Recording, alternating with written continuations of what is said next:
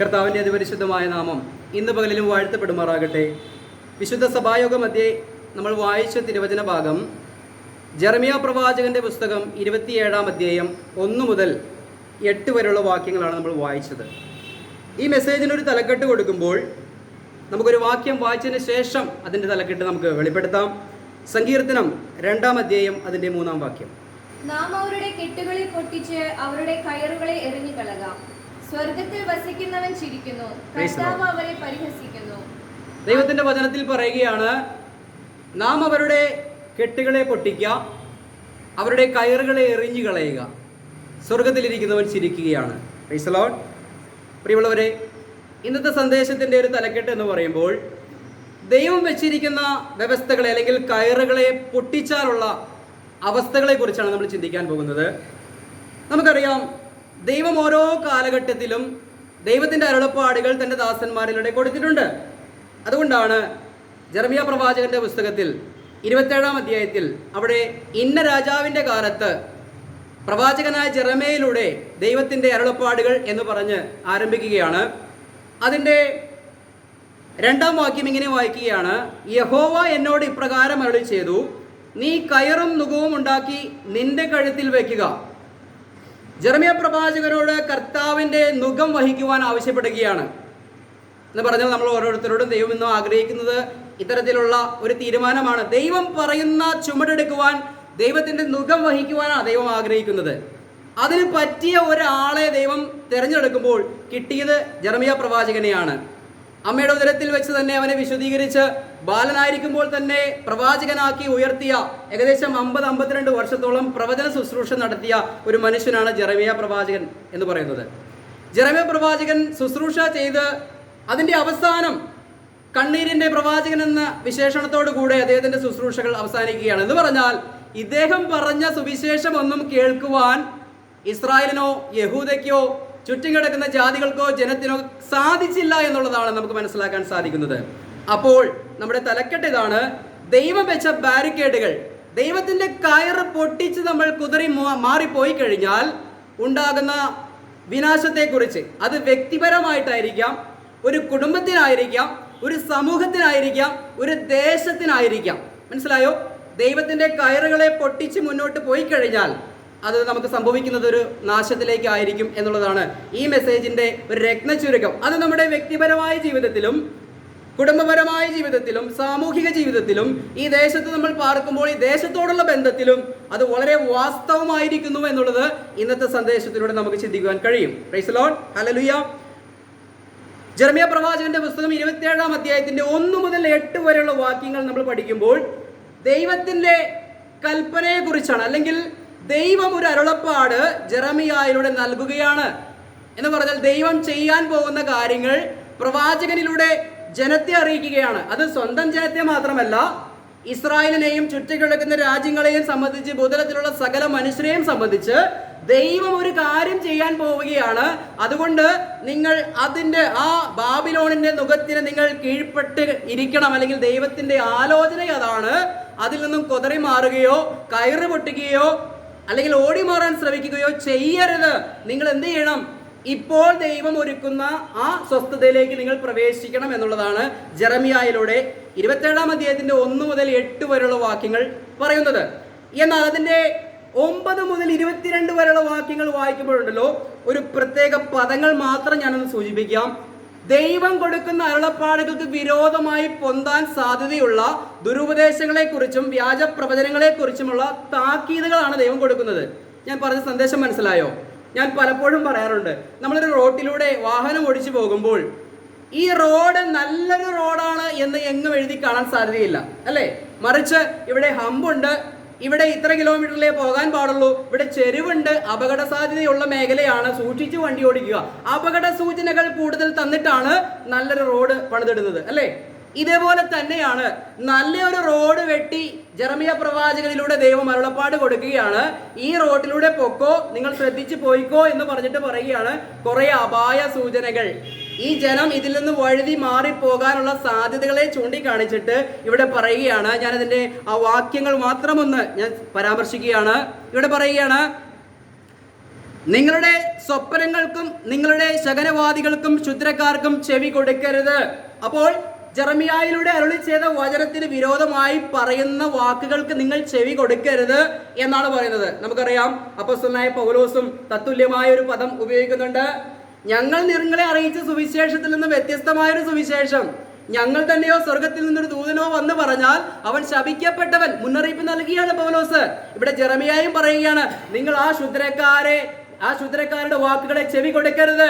പൗലോസ് വീണ്ടും പറയുകയാണ്, അല്ലയോ ഗലാത്യരെ, നിങ്ങളെ ആരാണ് ക്ഷുദ്രം ചെയ്ത് മയക്കിയത്? കണ്ടോ, ജെറമിയായിലൂടെ ദൈവം കൊടുത്ത ആ അരുളപ്പാടുകളെ തിരസ്കരിക്കരുതെന്ന് അന്നത്തെ കാലത്തെ ഈ ജനത്തിന് ദൈവം മുന്നറിയിപ്പ് കൊടുക്കുകയാണ്.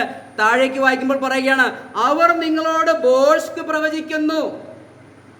9ഉം 10ഉം വാക്യത്തിലാണ് ഈ 2 വാക്യങ്ങൾ കിടക്കുന്നത്. അതിന്റെ 14ലേക്ക് വരുമ്പോൾ, അവർ ഭോഷ്ക് അത്രേ നിങ്ങളോട് പ്രവചിക്കുന്നത്, ഞാൻ അവരെ അയച്ചിട്ടില്ല. ദൈവം പറയുകയാണ്, ജെറമിയയാണ് ഞാൻ അയക്കുന്ന പ്രവാചകൻ, അവന്റെ വാക്ക് നിങ്ങൾ കേൾക്കണം, അവനെ ഞാനാണ് ഉത്തരവാദിത്തപ്പെടുത്തിയിരിക്കുന്നത് എന്ന് ദൈവത്തിന്റെ വചനത്തിൽ പറയുമ്പോൾ അതിന് വ്യത്യസ്തമായി ആളുകൾ വരാൻ സാധ്യതയുള്ളത് കൊണ്ട് ദൈവത്തിന്റെ ആലോചനയായി മുന്നറിയിപ്പുകൾ കൊടുക്കുകയാണ്, സൈൻ ബോർഡുകൾ വെച്ച് കൊടുക്കുകയാണ്. എന്താണ് ഇവിടെ പറഞ്ഞത്? അവർക്ക് ചെവി കൊടുക്കരുത്. അവർ നിങ്ങളോട് പറയുന്നത് ഭോഷ്കാണ്.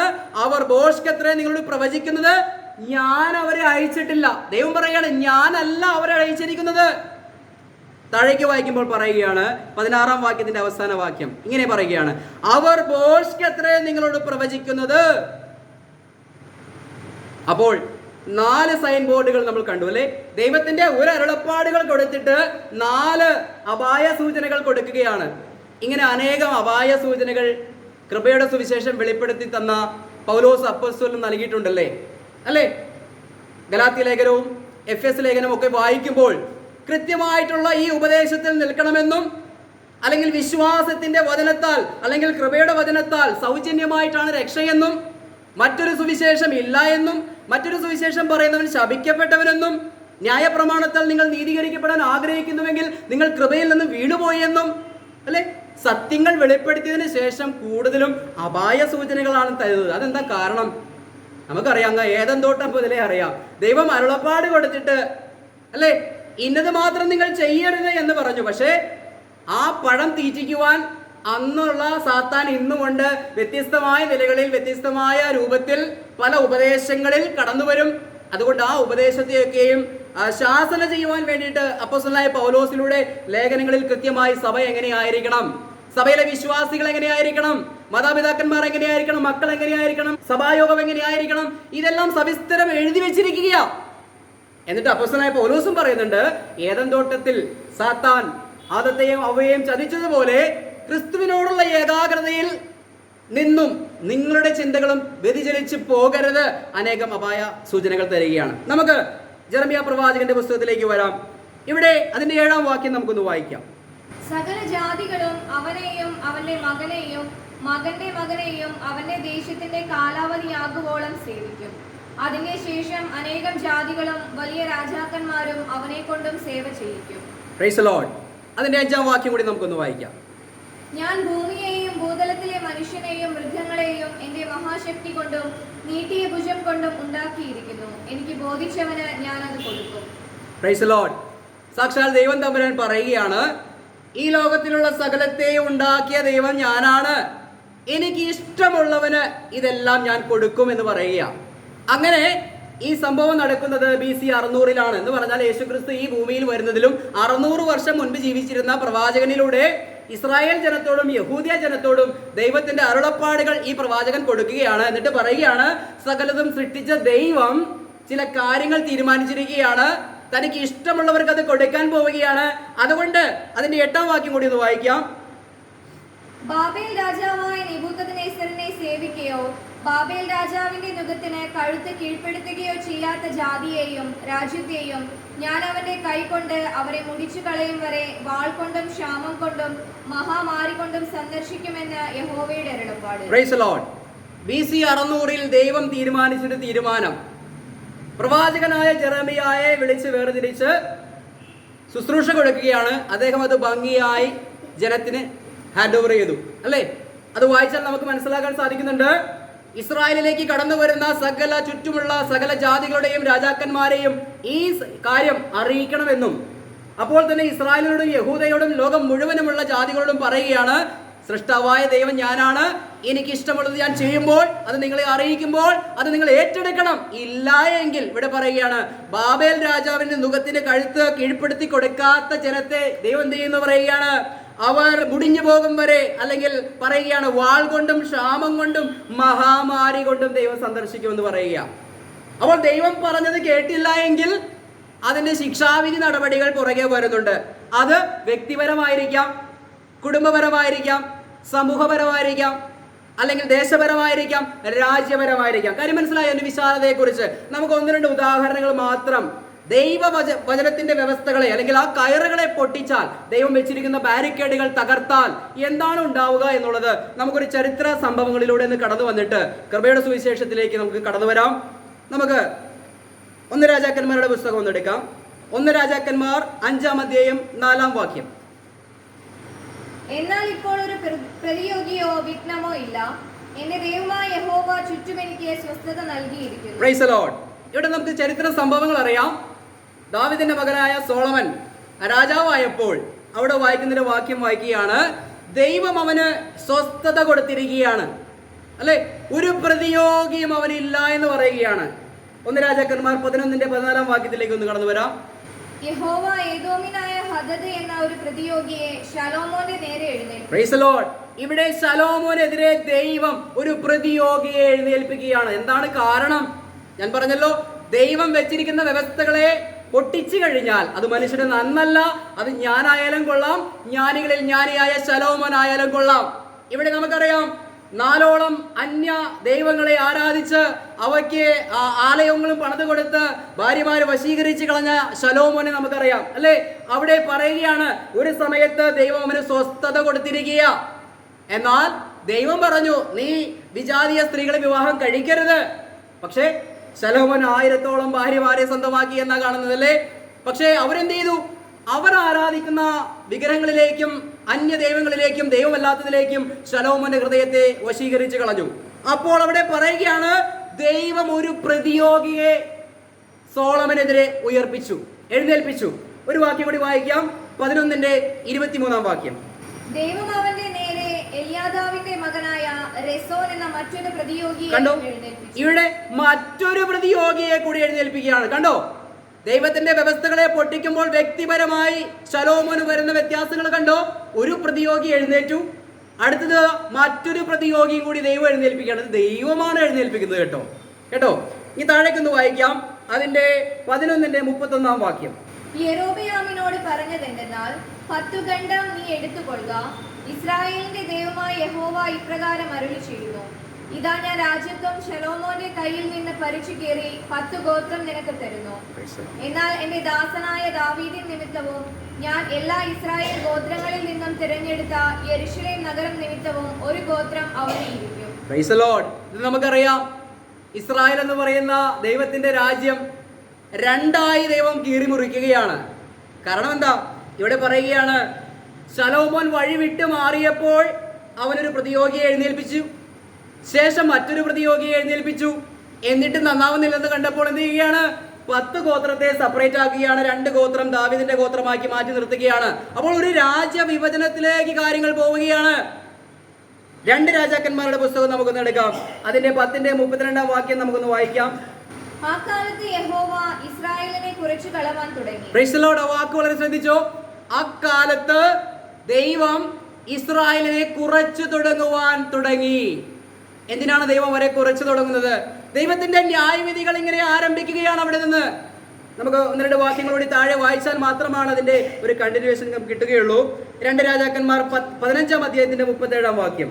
ആ കാലത്ത് യഹോവ അരാം രാജാവായ രസീനെയും രെമല്യാവിന്റെ മകനായ പേകഹിനെയും യഹൂദയ്ക്ക് നേരെ അയച്ചു തുടങ്ങി. Price the Lord. അവിടെ ഇതാ ശത്രു സൈന്യങ്ങളെ യഹൂദയ്ക്ക് നേരെ ദൈവം അയച്ചു തുടങ്ങുന്നേ ഉള്ളൂ. അവരെ ദൈവം തകർക്കുവാൻ തുടങ്ങുന്നതേ ഉള്ളൂ.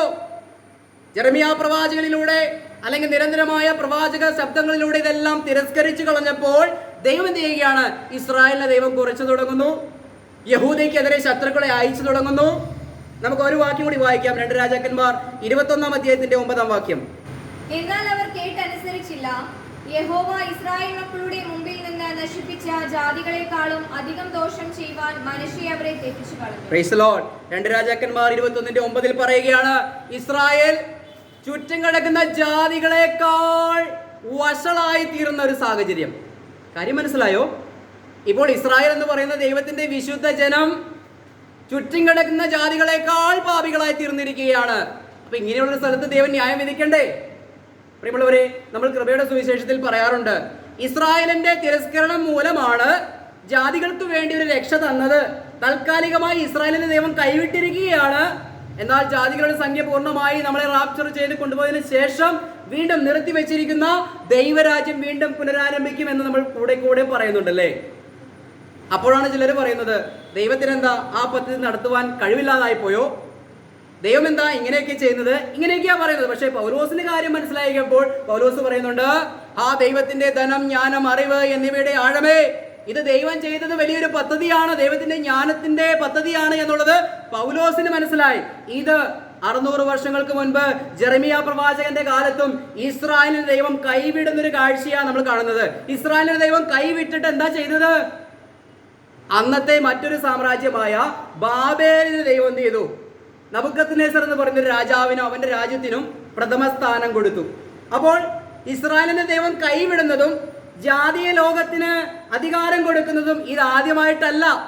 പക്ഷേ ഇതെല്ലാം പ്രവചനത്തിൽ ഓൾറെഡി പ്രവചിച്ചതിന് ശേഷമാണ് ദൈവം അത് കൊടുത്തത്. എന്ന് പറഞ്ഞാൽ, നിങ്ങൾ ഇങ്ങനെ പോയി കഴിഞ്ഞാൽ ഞാൻ ബാബിലോണിനെ വരുത്തും, നിങ്ങൾ അടിമകളായി പോകും, വൃദ്ധന്മാരെയോ കുട്ടികളെയോ സ്ത്രീകളെയോ ആദരിക്കാത്തൊരു ജനം വന്ന് നിങ്ങളെ തകർത്ത് തരിപ്പണമാക്കും എന്നൊക്കെ ദൈവം മുന്നറിയിപ്പ് കൊടുത്തിട്ടാണ് ഇപ്പോൾ ഈ സ്ഥിതിവിശേഷത്തിലേക്ക് കടന്നു വന്നത്.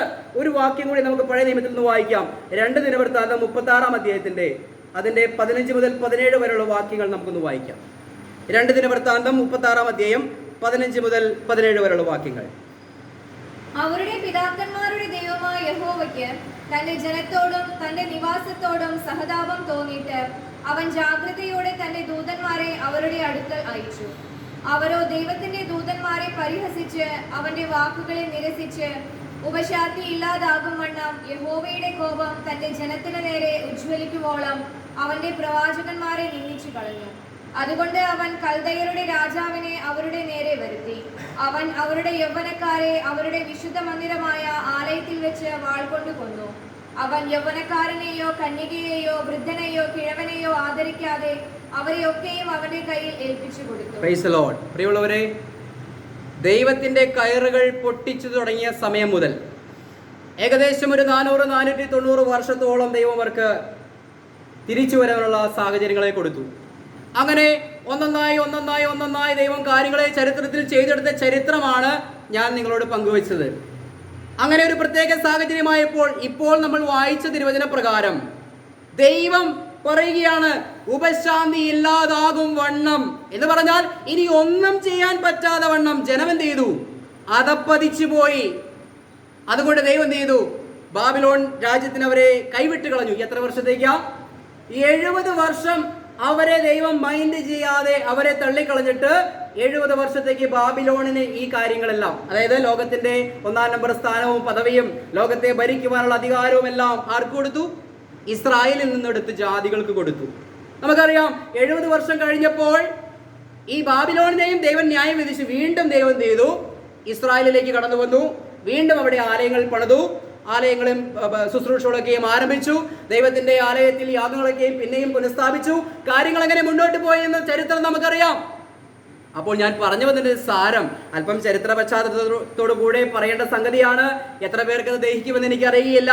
എങ്കിലും കാര്യം മനസ്സിലാക്കാൻ വേണ്ടി പറയുകയാണ്. നമ്മൾ എപ്പോഴും പറയുന്നൊരു സുവിശേഷമുണ്ടല്ലോ, ഈ മഞ്ഞ മാർക്ക് ചെയ്തിരിക്കുന്ന സ്ഥലം, ഗ്രേസ് എന്ന് പറഞ്ഞ് മാർക്ക് ചെയ്തിരിക്കുന്ന സ്ഥലമുണ്ടല്ലോ, ജാതികളുടെ സംഖ്യ പൂർണ്ണമാകുവോളം ഇസ്രായേലിന് അംശമായി കാഠിന്യം ഭവിച്ചിരിക്കുന്നു എന്ന് പറയുന്നത് പോലെ ഇവിടെ ഒരു ചരിത്ര സംഭവത്തിൽ ഇത് സംഭവിച്ചിരിക്കുകയാ. യേശുക്രിസ്തുവിനും 600 വർഷങ്ങൾക്ക് മുൻപ് ഈ ഇസ്രായേലിനെ ദൈവം ചെയ്തു അല്പമായി 70 വർഷത്തേക്ക് ഒരു ശിക്ഷ എന്ന വണ്ണം അവരെ കൈവിടുകയാണ്, അല്ലെ? ഇസ്രായേലിന് ദൈവം പല നിലകളിൽ കൈവിട്ടിട്ടുണ്ട്, അവരെ യഥാസ്ഥാനപ്പെടുത്തിയിട്ടുമുണ്ട്. കൈവിടുന്ന സാഹചര്യത്തിൽ മറ്റൊരു കൂട്ടത്തെ ശക്തീകരിക്കുന്നതായും കണ്ടിട്ടുണ്ട്. എന്നാൽ 2000 വർഷങ്ങൾക്ക് മുൻപ് കർത്താവായ യേശുക്രിസ്തു ഈ ഭൂമിയിൽ വന്നപ്പോൾ ദൈവരാജ്യം സമീപിച്ചിരിക്കുന്നു, സുവിശേഷത്തിൽ വിശ്വസിക്കുവാൻ മാനസാന്തരപ്പെടുവെന്ന് പ്രസംഗിച്ചപ്പോൾ ഇവിടെ അല്പം മുൻപ് വായിച്ചതുപോലെ ദിനവൃത്താന്തത്തിൽ കണ്ടതുപോലെ ദൈവം കൂടെ കൂടെ അറിയിച്ച ആ പ്രവാചകന്മാരുടെ വാക്കുകളെയും അവർ തള്ളിക്കളഞ്ഞു എന്ന് കാണിക്കുന്നത് പോലെ, അല്ലെങ്കിൽ അവരെയൊക്കെയും അവർ പരിഹസിച്ചു എന്ന് പറയുന്നത് പോലെ കർത്താവ് ക്രൂശിൽ കിടന്നപ്പോൾ പോലും കർത്താവിനെ നോക്കിയവർ പരിഹസിക്കുകയാ. അല്ലേ, നീ ക്രൂശിൽ നിന്ന് ഇറങ്ങി വാ, അങ്ങനെയെങ്കിൽ നീ ദൈവപുത്രനാണെന്ന് ഞാൻ വിശ്വസിക്കാം എന്നൊക്കെ പറഞ്ഞ് തലകൊലുക്കുകയും തുപ്പുകയും കളിയാക്കുകയും ചെയ്തൊരു സമൂഹത്തെ നമുക്കറിയാം. അവിടെയാണ് പ്രിയമുള്ളവരെ നമ്മളീ പറയുന്ന ഇസ്രായേലിന്റെ ആ കൈവിടൽ സംഭവിച്ചത് എന്നുള്ളത് ഇന്ന് ക്രിസ്തീയ ഗോളത്തിന് അധികം പേർക്കും മനസ്സിലാകുന്നില്ല. അവരെ കൈവിട്ടിട്ട് ദൈവം എന്താ ചെയ്തത്? അവിടെയാണ് പൗലോസ് എന്ന് പറയുന്ന ഒരു മനുഷ്യനെ ദൈവം തിരഞ്ഞെടുക്കുകയാ.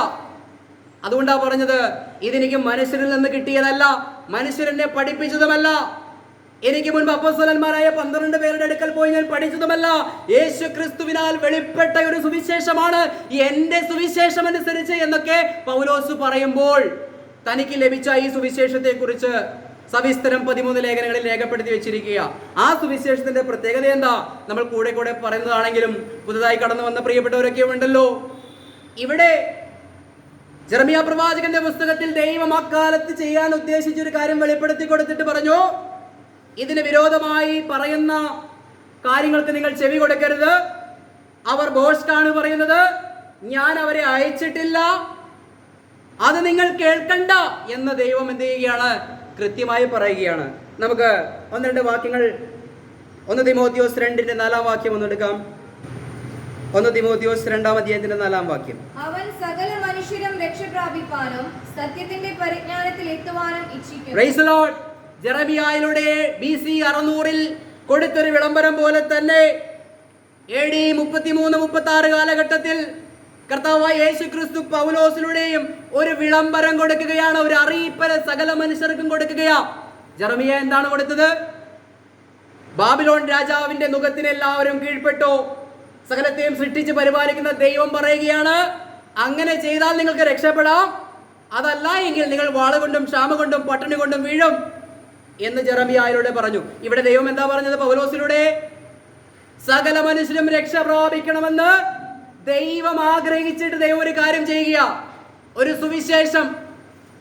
സ്വർഗത്തിൽ നിന്നൊരു ദൂതൻ വന്ന് പറഞ്ഞാൽ പോലും, ഇതിന് വിരോധമായി പറഞ്ഞാൽ പോലും അവൻ ശപിക്കപ്പെട്ടവൻ എന്ന് പറയുന്ന ഒരു സുവിശേഷം, മനുഷ്യരിൽ നിന്നല്ലാത്ത ഒരു സുവിശേഷം, സ്വർഗത്തിലെ ദൈവം തന്റെ പുത്രനായ ക്രിസ്തുവിലൂടെ വെളിപ്പെടുത്തി കൊടുത്ത ഒരു സുവിശേഷം.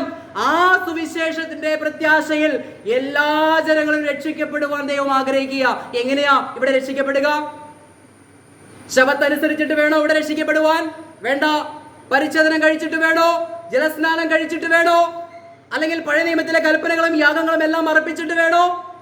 ഇതൊന്നും കൂടാതെ ന്യായപ്രമാണത്തിൽ നിന്നും ഒഴിവുള്ളവരായി സ്വർഗത്തിൽ നിന്നും ഇറക്കി കൊടുത്തൊരു സുവിശേഷം. യേശു ക്രിസ്തു എന്റെയും നിങ്ങളുടെയും പാപങ്ങൾക്ക് വേണ്ടി മരിച്ചു, അടക്കപ്പെട്ടു, ഉയർത്തെഴുന്നേറ്റു. അതിലുള്ള ആഴമായ വിശ്വാസം ഇന്ന് ദൈവത്തിന്റെ പരിശുദ്ധാത്മാവിനാൽ സ്നാനം കഴിപ്പിച്ച്, മനുഷ്യനാലുള്ള ജലസ്നാനമല്ല നമ്മളെ കഴിപ്പിക്കുന്നത്, ദൈവത്താലുള്ള പരിശുദ്ധാത്മാവിന്റെ സ്നാനത്താൽ ഈ ലോകത്തിൽ കിട്ടാവുന്നതിലും ഏറ്റവും വലിയൊരു പദവിയായ ക്രിസ്തുവിന്റെ ശരീരമാകുന്ന സഭയോട് ചേർത്ത് ആര് സ്വർഗത്തിൽ പോകുന്നതിനേക്കാളും നേരത്തെ, വളരെ നേരത്തെ സ്വർഗത്തിൽ എത്തിക്കുന്ന ഒരു മാർമിക സത്യത്തിലൂടെയാണ് രക്ഷിക്കപ്പെടുവാൻ ദൈവം ഇന്ന് രക്ഷ ഒരുക്കിയിരിക്കുന്നത്. പ്രിയമുള്ളവര്, ഇത് ഏതെങ്കിലും ഒരു യഹൂദനോടോ ഏതെങ്കിലും ഒരു ജാതിയോടോ ആണോ? ലോകം മുഴുവനുമുള്ളവരോട് ദൈവം പറയുക. ജെറമിയായോട് പറഞ്ഞത് ഞാൻ ഓർപ്പിക്കട്ടെ.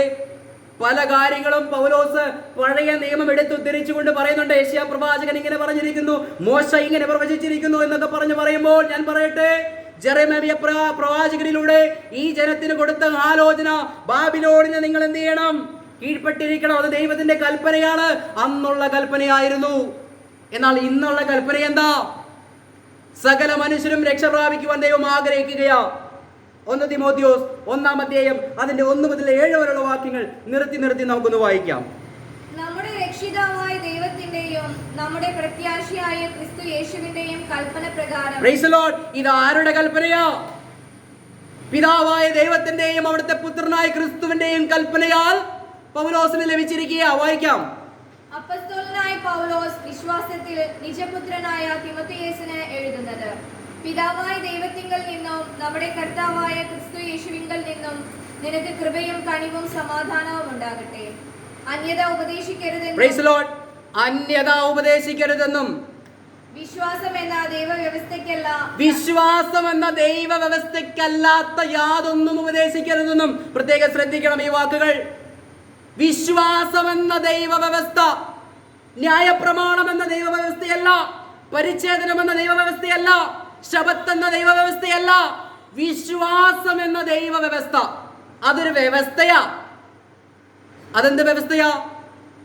വിശ്വസിക്കാൻ കഴിയുമെങ്കിൽ 10 പൈസയുടെ ചെലവില്ലാതെ ഒരു മനുഷ്യന്റെ പരസഹായം കൂടാതെ അങ്ങ് സ്വർഗത്തിലെത്തുവാൻ പറ്റുന്ന വിശ്വാസം എന്ന വ്യവസ്ഥ. താഴേക്ക് വായിക്കാം. തർക്കങ്ങൾക്ക് മാത്രം ഉതകുന്ന കെട്ടുകഥകളെയും അന്തമില്ലാത്ത വംശാവലികളെയും ശ്രദ്ധിക്കരുതെന്നും ചിലരോട് ആജ്ഞാപിക്കേണ്ടതിന് നീ എഫെസോസിൽ താമസിക്കണം എന്ന് ഞാൻ മക്കദോനിക്ക് പോകുമ്പോൾ അപേക്ഷിച്ചതുപോലെ ഇപ്പോഴും ചെയ്യുന്നു. Price the Lord. ഈ വിശ്വാസം എന്ന വ്യവസ്ഥയിൽ നിന്നുകൊണ്ട് എന്തെങ്കിലും തർക്കിക്കാനോ വാദിക്കാനോ പോകുവാൻ തിമോഥെയോസിനോട് പൗലോസ് പറയുന്നില്ല. നമുക്കും അങ്ങനെ തന്നെയാ. ഒത്തിരി പേര് നമ്മളോട് ഡിബേറ്റിന് വന്നിട്ടുണ്ട്, ചർച്ചകൾ ചെയ്തിട്ടുണ്ട്.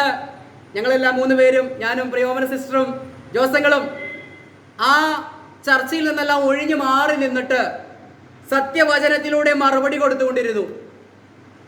ഈ ഡിബേറ്റിന് വന്നവര് മറ്റുള്ളവരെ തെറ്റിദ്ധരിപ്പിക്കാൻ വേണ്ടി അവർക്ക് അങ്ങനെ അറിയുള്ളൂ, ഇങ്ങനെ അറിയുള്ളൂ, അവർക്ക് അറിയില്ല, അവർ ഇങ്ങനെയാണ് പറയുന്നത് എന്നൊക്കെ പറഞ്ഞ് നമ്മളെ കുറിച്ച് പലതും പറയുന്നുണ്ട്. പറഞ്ഞോട്ടെ, ഞങ്ങൾക്ക് ഇവരോട് തർക്കമില്ല. ഞങ്ങൾക്ക് ദൈവവചനമെന്ന സത്യവ്യവസ്ഥ നമ്മുടെ കയ്യിലിരിക്കുകയാ.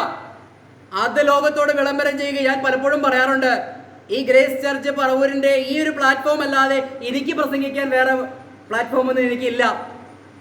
അപ്പോൾ തന്നെ ഒത്തിരി വഴിക്കവലകൾ കിടക്കുന്നുണ്ട്, അവിടെ നിന്ന് പ്രസംഗിക്കാം. യൂട്യൂബ് ഇവിടെ കിടക്കുകയാണ്, അതിൽ നിന്ന് പ്രസംഗിക്കാം. ഞാനും പ്രിയ ഓമന സിസ്റ്റർ നിന്ന് നമ്മുടെ മധ്യത്തിലുണ്ടല്ലോ, പ്രിയ ജീവൻ ബ്രദർ നമ്മുടെ മധ്യത്തിലുണ്ടല്ലോ. വർഷങ്ങൾക്ക് മുൻപ് കേരളക്കരയിൽ ഈ കൃപയുടെ സുവിശേഷം ഈ സഹോദരിയും പ്രിയ മകൻ ജീവനുമാണ് ഈ കേരളക്കാരോട് അറിയിച്ചത്. അതിനുശേഷമാണ് മറ്റു പലരും കൃപയുടെ സുവിശേഷം ഈ ലോകത്തോട് അറിയിക്കുവാനിടയായിത്തീർന്നത്. മനസ്സിലായോ? അങ്ങനെ ഈ സത്യങ്ങൾ മനസ്സിലാക്കിയ ഞാനും പ്രിയ ജോസങ്ങളൊക്കെയും 30-35 വർഷം ചർച്ചോക്കോടിൽ നിന്ന മനുഷ്യനാണ് ജോസങ്ങൾ. ഞാനും വ്യത്യസ്തമായ ക്രിസ്തീയ പശ്ചാത്തലത്തിലൂടെ കടന്നു വന്ന് ഈ കൃപയുടെ സുവിശേഷം മനസ്സിലാക്കിയപ്പോൾ പൗലോസ് പറഞ്ഞതുപോലെ ഞാൻ ജഡരക്തങ്ങളോട് ആലോചന ചോദിക്കാൻ നിന്നില്ല. എനിക്ക് മനുഷ്യരോടൊരു ആലോചന ചോദിക്കേണ്ട ആവശ്യമുണ്ടായിരുന്നില്ല. ദൈവം വെളിപ്പെടുത്തിയ സത്യം ഇവിടെ എന്താ വായിച്ചത്? വിശ്വാസം എന്ന ദൈവ വ്യവസ്ഥയ്ക്ക് ചേരുന്ന ആ പ്രസ്താവനകൾ പറഞ്ഞുകൊണ്ടേയിരിക്കുക. നീ നിന്നെ തന്നെയും നിന്റെ ഉപദേശത്തെയും സൂക്ഷിക്കുക, അങ്ങനെ നിങ്ങളുടെ ശ്രോതാക്കളെ നിങ്ങൾ നേടും എന്നാണ് പൗലോസ് പറഞ്ഞിരിക്കുന്നത്. നമുക്ക് തർക്കിക്കാനോ വാദിക്കാനോ അറിയാൻ പാടില്ലാഞ്ഞിട്ടല്ല, അതുകൊണ്ടൊരു പ്രയോജനമില്ലാഞ്ഞിട്ട് അത് വിട്ട് സത്യത്തിന് വേണ്ടി ചില കാര്യങ്ങൾ ചെയ്യുന്നു. Price the Lord. ഇവിടെ നമുക്ക് താഴേക്ക് വായിക്കാം. ആജ്ഞയുടെ ഉദ്ദേശമോ ശുദ്ധഹൃദയം, നല്ല മനസ്സാക്ഷി, നിർവ്യാജ വിശ്വാസം എന്നിവയാൽ ഉളവാകുന്ന സ്നേഹം തന്നെ. Price the Lord. ദൈവം പൗലോസിലൂടെ ഒരു ആജ്ഞ കൊടുക്കുകയാണ് തിമോഥെയോസിനോട്. ഈ ആജ്ഞയ്ക്ക് ഒരു ഉദ്ദേശമുണ്ട്. ഇവിടെ 2 നില ബിൽഡിംഗ് കെട്ടുക, സഭാഹാളൊക്കെ വലുതാക്കി പണിയുക, ദശാംശം പിരിക്കുക, അല്ലെങ്കിൽ വലിയ കൺവെൻഷൻ നടത്തുക, പണപ്പിരിവ് നടത്തുക, ഇതൊക്കെയാണോ പൗലോസിന്റെ ഉദ്ദേശമായിരുന്നത്? പൗലോസിന്റെ ഉദ്ദേശം അവിടെ പറയുന്നുണ്ട്. ഒന്നുകൂടി വായിക്കാം ആ ഉദ്ദേശങ്ങൾ മാത്രം. ശുദ്ധഹൃദയം, നല്ല മനസാക്ഷി, നിർവ്യാജ വിശ്വാസം എന്നിവയാൽ ഉളവാകുന്ന സ്നേഹത്താലാണ് ഈ വിശ്വാസം എന്ന ദൈവവ്യവസ്ഥ പ്രസംഗിക്കുന്നത്. യാതൊരു ഭൗതിക ഉദ്ദേശത്തിന് വേണ്ടിയല്ല. നമുക്ക് പൗലോസിന്റെ ജീവിത ചരിത്രം നമുക്കറിയാം അല്ലേ? ഇത് പ്രസംഗിച്ച് നടന്ന പൗലോസ് മരിക്കുന്നതിന് മുൻപ് തന്റെ കുളിരൊന്ന് മാറ്റുവാൻ, തന്റെ ആ ചർമ്മലിഖിതങ്ങളും അപ്പോൾ തന്നെ ആ പുതപ്പും ഒന്ന് കൊണ്ടുവരുവാൻ തിമോഥെയോസിന് ലെറ്റർ എഴുതുകയാ. അത് കിട്ടുന്നതിന് മുൻപേ തന്റെ ജീവൻ കഴുത്തറുത്ത് താൻ കർത്താവിനോട് രക്തസാക്ഷിയായി ഇടയായിത്തീർന്നു. ഒരു പുതപ്പ് പോലും ഇല്ലാതെയാ അപ്പോസ്തലനായ പൗലോസ് ഈ സുവിശേഷം കൊണ്ട് മുന്നേറിയപ്പോൾ ഉണ്ടായ അനുഭവം. ഇന്ന് നമ്മൾ കേൾക്കുന്ന സുവിശേഷം അതാണോ? ജെറമിയ പറഞ്ഞല്ലോ, അവരുടെ വാക്കുകൾ ചെവി കൊടുക്കരുത്, അവർ ഭോഷ്കാണ് പറയുന്നത്. ഇന്ന് സുവിശേഷ വേദികളിൽ നിന്നുകൊണ്ട് പറയുന്ന സുവിശേഷം എന്താ? നിങ്ങൾ സൈക്കിളിനാണോ വന്നത്? നിങ്ങൾ ബൈക്കിന് ഇവിടെ നിന്ന് പോകും, തിരിച്ചു പോകും. ഞാൻ പറയുകയാണ്, അങ്ങനെയുള്ള സുവിശേഷം പറയുമ്പോൾ പഴയ നിയമ കാലഘട്ടമായിരുന്നുവെങ്കിൽ അവർ നടന്നു വന്നവരാണെങ്കിൽ പിന്നീട് ആംബുലൻസിലായിരിക്കും പോകുന്നത്. കാര്യം മനസ്സിലായോ? ദൈവത്തിന്റെ ന്യായവിധി ഇന്ന് ദൈവം ചെയ്യാതെ, മനസ്സിലായോ? ഇതെല്ലാം റാപ്ചറിന് ശേഷം മുദ്രകൾ പൊട്ടിക്കുമ്പോൾ, കാഹളം മുഴക്കുമ്പോൾ, കലശമൊഴിക്കുമ്പോൾ ഈ ലോകത്തുണ്ടാകുന്ന ന്യായവിധിയിലൂടെ ദൈവം മാറുന്നെന്ന് തെളിയിച്ചു കൊടുക്കാൻ പോവുകയാ. Praise Lord. ഇന്ന് സഭായോഗ മധ്യേ പ്രിയോമന സിസ്റ്ററും പ്രിയ ജീവൻ ബ്രദറും നമ്മളൊപ്പമുണ്ടല്ലോ. ഈ ചാർട്ട് കണ്ടോ? വെളിപ്പാട് പുസ്തകത്തിലെ ചാർട്ട് വളരെ മനോഹരമായി എന്താണ് ഈ വെളിപ്പാട് പുസ്തകത്തിലെ സംഗതികളെന്ന് ഏത് കൊച്ചുകുട്ടിക്കും മനസ്സിലാക്കുന്ന രീതിയിൽ ഈ ഒരു ചാർട്ട് ഇവിടെ രേഖപ്പെടുത്തി വെച്ചിരിക്കുക. നമുക്ക് എല്ലാവർക്കും അത് അറിയാം. ആവശ്യപ്പെട്ടവർക്ക് പലർക്കും ഇത് അയച്ചു കൊടുത്തു. പല ദേവദാസന്മാർ ആവശ്യപ്പെട്ടത് അയച്ചു കൊടുത്തു. അവരിത് പഠിപ്പിക്കുകയും പഠിക്കുകയും ചെയ്തുകൊണ്ടിരിക്കുകയാണ്. പക്ഷേ പഠിപ്പിക്കുമ്പോഴൊക്കെയും പടിക്ക് പുറത്താവുന്ന ഒരു അവസ്ഥയാണ് കാണുന്നത്, അല്ലേ? അതങ്ങനെയാണ്. സത്യം പറയുമ്പോൾ കർത്താവ് സത്യം പറഞ്ഞപ്പോൾ എന്താ പറഞ്ഞത്? അവന് ഭ്രാന്തുണ്ട്, അവന് ഭൂതമുണ്ട്, അവന്റെ വാക്ക് എന്തിനു കേൾക്കണം? പൗലോസിനോടും പറഞ്ഞു, നിന്റെ ജ്ഞാനം, അമിതമായ ജ്ഞാനം നിന്നെ ഭ്രാന്തനാക്കിയിരിക്കുന്നു. കൃപയാൽ ഞാനും ഒരു ഭ്രാന്തനാണെന്ന് കേൾക്കുവാൻ പല കോണുകളിൽ നിന്നും എനിക്കും ഭാഗ്യം ലഭിച്ചു. Price the Lord. സിസ്റ്ററെ, പവൻ സിസ്റ്ററിന് അങ്ങനെ ലഭിച്ചിട്ടുണ്ടാകാൻ സാധ്യതയുണ്ടല്ലേ? എന്ത് വിഡിത്തമാണ് ഈ പറയുന്നതെന്നൊക്കെ ചോദിച്ചിട്ടുണ്ടോ? പക്ഷേ ഇത് മനസ്സിലാക്കിയ പൗലോസ് പറയുകയാണ്, ആ ദൈവത്തിന്റെ ധനം, ജ്ഞാനം, അറിവ് എന്നിവയുടെ ആഴമേ എന്ന് ദൈവത്തെ മഹത്വപ്പെടുത്തി പറയുമ്പോൾ ലോകത്തുള്ള പലരും പറയും, ഇത് വിഡ്ഢിത്തരമാണ്, ഭ്രാന്താണ്, ഇവർ കാശുണ്ടാക്കാൻ വേണ്ടി ചെയ്യുന്നതാണ്. അല്ലെങ്കിൽ ഇവിടെ നമ്മൾ ഈ ഗ്രേസ് ചർച്ച് പറവൂർ തുടങ്ങിയിട്ട് എത്ര രൂപ നമുക്കുണ്ട്? Price the Lord. തന്റെ അധ്വാനം മുഴുവനും കർത്താവിന്റെ സഭയ്ക്ക് വേണ്ടി കൊടുത്ത് ഒരു പണിക്കും വേറെ പോകാതെ ഈ സുവിശേഷത്തിന് വേണ്ടി ഞാനും ഇറങ്ങി തിരിച്ച് ഒരു ഡേ കെയർ നടന്നിരുന്ന ഓമന സിസ്റ്റർ ആ പണിയും വേണ്ടെന്ന് വെച്ച് ഈ സുവിശേഷ വേലയിൽ ഉറ്റിരിക്കുമ്പോൾ ഞങ്ങൾക്ക് എന്താണ് പ്രതിഫലം? പൗലോസ് ചോദിച്ചതുപോലെ ഞങ്ങൾക്ക് എന്താണ് പ്രതിഫലം? ഇവിടെ പ്രതിഫലം ഒന്നും കിട്ടാതെ ഈ സുവിശേഷ വേല ചെയ്യുമ്പോൾ അവിടെ കിട്ടുന്നൊരു പ്രതിഫലമുണ്ട്. അതാണ് ഞങ്ങളുടെ പ്രതിഫലം. Price the Lord. അതുകൊണ്ട് ജെറമിയായിലൂടെ ഈ ജനത്തിന് മുന്നറിയിപ്പ് കൊടുത്തതുപോലെ പൗലോസിലൂടെ മുന്നറിയിപ്പ് ദൈവം കൊടുക്കുകയാണ്. ഈ സുവിശേഷത്തിന്റെ നിർമ്മലയിൽ നിൽക്കുവാൻ വേണ്ടി താഴേക്ക് വായിക്കാം. ചിലർ ഇവ വിട്ടുമാറി വൃഥാവാദത്തിലേക്ക് തിരിഞ്ഞു, ധർമ്മോപദേഷ്ടാക്കന്മാരായിരിക്കാൻ ഇച്ഛിക്കുന്നു. തങ്ങൾ പറയുന്നത് ഇന്നത് എന്നും സ്ഥാപിക്കുന്നത് ഇന്നത് എന്നും ഗ്രഹിക്കുന്നില്ല. Praise the Lord. പൗലോസ് തിമോഥെയോസിനോട് പറയാണ്, ഇതെല്ലാം വിട്ട്, ഈ നിർമ്മല മനസാക്ഷിയും ശുദ്ധ മനസാക്ഷിയും ദൈവവചനത്തിന്റെ വ്യവസ്ഥയും അല്ലെങ്കിൽ വിശ്വാസം എന്ന ദൈവ വ്യവസ്ഥയും ഒക്കെ വിട്ടിട്ട് തർക്കിക്കാനും വാദങ്ങൾക്കും ഡിബേറ്റിനും ഒക്കെ പോയി കഴിഞ്ഞു. ഇവർ എന്താണ് പ്രസ്താവിക്കുന്നതെന്ന് ഇവർക്ക് പോലും അറിയുകയില്ല. ശരിയല്ലേ? നമ്മൾ ചില ചർച്ചകളൊക്കെ കേട്ടിട്ടില്ലേ? ഇവർ എന്താണ് പ്രസംഗിക്കുന്നത് എന്ന് ഇവർക്ക് പോലും അറിയുന്നില്ല. ഇവരെന്താണ് സ്ഥാപിക്കുന്നത്? ഉദാഹരണം, 144,000 പേരെ കുറിച്ച് 100 കണക്കിന് ആളുകൾ 100 തരത്തിൽ വ്യാഖ്യാനിക്കുന്നത്. ഇത് കേൾക്കുമ്പോൾ നേരത്തെ നമ്മൾ സങ്കീർത്തനത്തിൽ വായിച്ചതുപോലെ സ്വർഗത്തിലിരിക്കുന്നവൻ ചിരിക്കുന്നു, അല്ലെ? നമ്മളെയും ചിരിപ്പിക്കുക ചിലരുടെ ഉപദേശങ്ങൾ. അത് പണ്ഡിതന്മാർ എന്ന് പറഞ്ഞ ലോകം അംഗീകരിച്ച പണ്ഡിതന്മാരായി പറയുന്നത്. ഞാൻ വളരെ ദൈവസ്ഥനിൽ വളരെ വിനയപ്പെട്ട പറയുന്നത്. പൗലോസ് പറയുന്ന പോലെ പന്തിരുവർ ആരുമായിക്കൊള്ളട്ടെ. കാരണം പൗലോസിന് ദൈവം ഒരു ശുശ്രൂഷ ഏൽപ്പിച്ചിട്ടുണ്ടല്ലേ? അതിന്റെ വെളിച്ചത്തിലാ പറയുന്നത്. മുഖത്ത് നോക്കി പത്രോസിനെ പോലും വിമർശിക്കുവാൻ പൗലോസ് മടി കാണിച്ചില്ല. മനസ്സിലായോ? Price the Lord. ഈ സുവിശേഷത്തിന്റെ നിർമ്മലയിൽ നിൽക്കുവാൻ ദൈവം സഹായിക്കട്ടെ. ഹല്ലേലൂയ. ആ വാക്യം ഒന്നുകൂടി വായിക്കാം. താഴേക്ക് 7-ാം വാക്യം. ധർമ്മോപദേഷ്ടാക്കന്മാരായിരിക്കാൻ ഇച്ഛിക്കുന്നു. എല്ലാവർക്കും ഉപദേഷ്ടാക്കന്മാരാകാൻ വലിയ ഇഷ്ടമാണ്. എന്നാൽ ഞങ്ങൾക്ക് ഇഷ്ടമില്ലാത്തൊരു പണിയിലേക്ക് ദൈവം വിളിച്ച് വേർതിരിച്ചതാ. ഒരു കത്തോലിക്ക കുടുംബത്തിൽ ജനിച്ചു വളർത്തപ്പെട്ട, മലയാളം പോലും മുക്കിയും മൂളിയും മാത്രം വായിച്ചിരുന്നത് എന്നെ പിടിച്ച് ഈ സുവിശേഷം പറയിപ്പിക്കുവാൻ ദൈവം തിരുമനസ്സായെങ്കിൽ, അല്ലെങ്കിൽ ഇങ്ങനെ ഒരു കൂട്ടായ്മ അതിൻ്റെ ഒരു ശുശ്രൂഷകനായിട്ട് നിൽക്കുവാൻ ഒരിക്കലും ഞാൻ ആഗ്രഹിച്ചിട്ടുണ്ടായിരുന്നില്ല. എന്നാൽ ഇന്ന് പലരും അതിനുവേണ്ടി ആഗ്രഹിച്ചും ഉത്സാഹിച്ചും കൈകാലം പിടിച്ച് നടക്കുന്ന ഒരു സാഹചര്യം ഞാൻ നേരിട്ട് കണ്ടിട്ടുണ്ട്. വ്യത്യസ്തമായ സഭകളിൽ ഇലക്ഷൻ വരുമ്പോൾ, അല്ലെ, ചിലരെയൊക്കെ ജയിപ്പിച്ച് വിട്ടു കഴിഞ്ഞാൽ ഇന്ന സഭ പാസ്റ്ററെ എനിക്ക് തരണേ, എനിക്ക് സാമ്പത്തികമായിട്ട് ഇത്തിരി തകർച്ചയിലാ, അവിടെ ചെന്നിട്ട് വേണം വിശ്വാസികളെയൊക്കെ ഒന്ന് പിഴിഞ്ഞ് റെഡിയാക്കി ഞാനൊന്ന് വളരുവാൻ. ഇതാണ് ലക്ഷ്യം.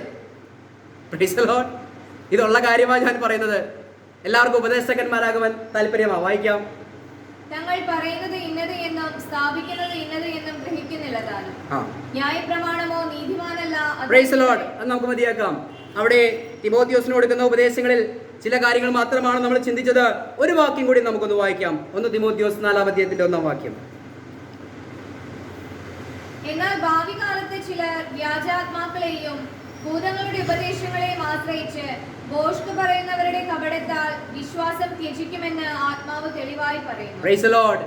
അന്ത്യകാലത്ത് പൗലോസ് വലിയൊരു ഈ കൃപയുടെ സുവിശേഷത്തിന്റെ ഒരു സൈഡിൽ കൊണ്ടുവന്നിട്ട് ഈ ഒരു സൈൻ ബോർഡ് വെച്ചിരിക്കുക. എന്താണ് അതിൽ എഴുതിയിരിക്കുന്നത്?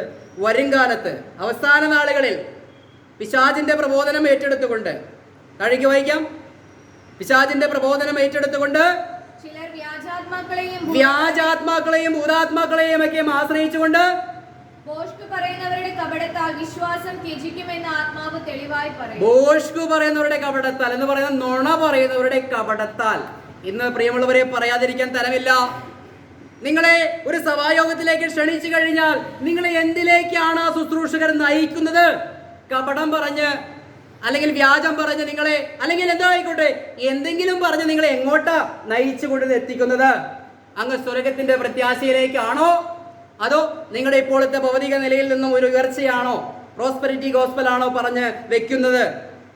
അവിടെയാണ് ഈ ഭോഷ്കു പറയുന്നവരുടെ കപടത്താൽ വിശ്വാസം ത്യജിക്കും. ഏത് വിശ്വാസം? ഇന്ന് നമ്മൾ പറയുന്ന ഈ കൃപയുടെ സുവിശേഷം എന്ന വിശ്വാസമുണ്ടല്ലോ, ഒരു പ്രവൃത്തിയും കൂടാതെ കൃപയാലുള്ള രക്ഷയെക്കുറിച്ച് പറയുന്ന ഈ വിശ്വാസ സംഗതി ഉണ്ടല്ലോ, ഈ വിശ്വാസം എന്ന ദൈവ വ്യവസ്ഥയുണ്ടല്ലോ, ഇത് ത്യജിച്ചു കളയുമെന്ന് പറഞ്ഞിരിക്കുന്നത്. പ്രിയമുള്ളവരെ, യഹൂദിനെ തള്ളി ജാതികൾക്ക് ഇത് തന്നപ്പോൾ ജാതീയ ലോകവും മുഴുവനും ഇത് തിരസ്കരിച്ചു കളയുമ്പോൾ വീണ്ടും ഈ രക്ഷ യഹൂദിലേക്ക് മാറ്റപ്പെടുന്ന ഒരു കാഴ്ചയാ തിരുവചനത്തെ ആധാരമാക്കി നമുക്ക് കാണാൻ സാധിക്കുന്നത്. ഞാൻ പറഞ്ഞതിന്റെ സാരം മനസ്സിലായോ? 1/4 മണിക്കൂർ ഞാൻ ഇവിടെ പ്രസംഗിക്കുകയാണ്, അല്ലെങ്കിൽ ചുരുക്കിയത് ഒരു 30 മിനിറ്റും 37 മിനിറ്റായി ഞാൻ പ്രസംഗിക്കുന്നു. ഈ പറഞ്ഞതിന്റെ രത്ന ചുരുക്കം, പ്രിയമുള്ളവരെ, ജെറമിയ പ്രവാചകനിലൂടെ ദൈവം കൊടുത്തൊരു അരുളപ്പാട് അത് തിരസ്കരിച്ചു കളഞ്ഞപ്പോൾ ആ ജനത്തിന് വന്ന ആ കയറ് പൊട്ടിച്ചപ്പോൾ ആ ജനത്തിനുണ്ടായ തിക്താനുഭവം നമ്മൾ കണ്ടു കഴിഞ്ഞു അല്ലേ? അങ്ങ് ശലോമോനിൽ തുടങ്ങി പ്രതിയോഗി ഒന്നുമില്ലാതിരിക്കെ ഒരു പ്രതിയോഗി എഴുന്നേറ്റു, രണ്ടാമതൊരു പ്രതിയോഗി എഴുന്നേറ്റു, പിന്നീട് ദൈവം രാജ്യത്തെ പിളർത്തിക്കളഞ്ഞു, പിന്നീട് ദൈവം ഈ ജനത്തെ മുഴുവനും ആട്ടിപ്പായിച്ച് സ്വന്തം ദേശത്ത് നിന്ന് മാറ്റിക്കളയുവാനിടയായിത്തീർന്നു. നോക്കുക, ദൈവത്തിന്റെ കയറുകളെ പൊട്ടിക്കുമ്പോൾ നമുക്ക് ഗുണമല്ല ദോഷമാണ് ഉണ്ടാകുന്നത്. അപ്പോൾ തന്നെ കൃപയുടെ സുവിശേഷത്തിലേക്ക് വരുമ്പോൾ അല്പമായി ഞാൻ പറഞ്ഞുള്ളൂ, സമയത്തിന്റെ പരിധിയോടെ ഞാൻ നിർത്തുകയാണ്. പൗലോസ് പറയുന്ന ഈ സുവിശേഷത്തിന്റെ അതിർവരമ്പുകൾ ലംഘിച്ചു കഴിഞ്ഞാൽ നമ്മളും ചെന്ന് എത്തിപ്പെടാൻ പോകുന്നത് മറ്റൊരു ബാബേല്യ അടിമത്തത്തിലേക്കാണ്. ഈ ലോകം കാണാൻ പോകുന്ന ഈ മുദ്രകൾ പൊട്ടുമ്പോൾ ഉണ്ടാകാൻ പോകുന്ന അനർത്ഥത്തിലേക്കാണ് കടന്നു പോകുന്നത്. ഞാൻ ഇങ്ങോട്ട് വന്നപ്പോൾ ഒരു സ്ഥലത്ത് കണ്ടു, കുടിവെള്ളമില്ലാതെ ജനം സമരം ചെയ്യുന്ന കാഴ്ച. ഞാൻ പറഞ്ഞു, ഇപ്പോൾ നല്ല സുഖമായ കുടിവെള്ളം. ഞാൻ ഇവിടെ നിന്ന് വീട്ടിൽ പോയി കഴിഞ്ഞാൽ കിണറ്റിൽ നിന്ന് വെള്ളം കോരി ഒരു കപ്പ് കുടിക്കുന്നതിന് മനുഷ്യനാ ഞാൻ. ശുദ്ധമായ കിണറിലെ വെള്ളം കുടിക്കുന്നവനാ ഞാൻ. എന്നാൽ ഇവിടുന്ന് കർത്താവിന്റെ സഭ റാപ്ചറായി പോയി കഴിഞ്ഞാൽ, ദൈവത്തിന്റെ ന്യായവിധി അയക്കുമ്പോൾ ജലത്തിൽ 1/3 മലിനമായി കഴിയുമ്പോൾ, കുടിക്കുന്നവർ മരിച്ചു വീഴുന്ന ഒരു സാഹചര്യം ഉണ്ടായി കഴിയുമ്പോൾ ഇവരെവിടെ പോയി സമരം ചെയ്യും? ആരോട് പോയി സമരം ചെയ്യും? ഇത് സാക്ഷാൽ ദൈവം തമ്പുരാൻ ചെയ്യാൻ പോകുന്ന കാര്യമാ. ഇത് കേട്ടില്ല എങ്കിൽ പകർച്ചവ്യാധി കൊണ്ടും പട്ടിണി കൊണ്ടും വാള കൊണ്ടും നിങ്ങൾ വീഴുമെന്ന് ജെറമിയായിലൂടെ ദൈവം അരുളി ചെയ്തതുപോലെ ഇവിടെ കൃപയുടെ സുവിശേഷത്തിലൂടെ അപ്പോസ്തലനായ പൗലോസും തുടർന്ന് വെളിപ്പാട് ലഭിച്ച യോഹന്നാനും എഴുതി വെച്ചിരിക്കുകയാണ്. ഈ ലോകത്തിലെ വെള്ളവും വായുവും സൂര്യനും ചന്ദ്രനും എല്ലാം ഈ വ്യവസ്ഥകളൊക്കെയും തകരാൻ പോവുകയ. ഉൽപ്പത്തിയിൽ ദൈവം മനുഷ്യന് വേണ്ടിയെല്ലാം നിർമ്മിച്ചു കൊടുത്ത ഈ സംവിധാനങ്ങളൊക്കെയും ദൈവം അല്പമല്പമായി തകർത്തുകൊണ്ടിരിക്കും. നേരത്തെ വായിച്ചതുപോലെ ഇസ്രായേലിനെ ദൈവം കുറച്ചുകൊണ്ടിരുന്നു, യഹൂദയ്ക്ക് നേരെ ശത്രുക്കളെ അയച്ചുകൊണ്ടിരുന്നു. അവസാനം അവർ ഉപശാന്തി ഇല്ലാതെ വണ്ണം അടിമത്തത്തിലേക്ക് പോയി എന്ന് പറയുന്നത് പോലെ ഇന്ന് ലോകത്തിന്റെ കാര്യങ്ങളൊക്കെയും ഇങ്ങനെ സംഭവിച്ച് അതിന്റെ കൊടുമ്പിരിയിൽ നിൽക്കുമ്പോൾ വന്യമൃഗങ്ങളുടെ ആക്രമണം, അല്ലെങ്കിൽ പൊല്യൂഷൻ, മനുഷ്യർക്ക് പ്രതിസന്ധികൾ, അല്ലെങ്കിൽ അത് പരിഹരിക്കാൻ കഴിയാത്ത അവസ്ഥയിലൂടെ കടന്നു പോകുമ്പോൾ ഇതിന്റെ പാരമ്യമായി റാപ്ചർ സംഭവിച്ചതിന് ശേഷം ഈ ലോകത്ത് വരാനിരിക്കുന്ന ഈ വലിയ അപകടത്തിൽ നിന്ന് രക്ഷപ്പെടുവാൻ ഇവിടെ ഇതാ ദൈവത്തിന്റെ അരുളപ്പാടുകളും അതിന്റെ മുന്നറിയിപ്പുകളും അല്പമായി ദൈവസഭയുടെ മുൻപിൽ വെച്ചുകൊണ്ട് എൻ്റെ വാക്കുകൾ നിർത്തുകയാണ്. ദൈവം എല്ലാവരെയും സഹായിക്കട്ടെ, അനുഗ്രഹിക്കട്ടെ. Price the Lord.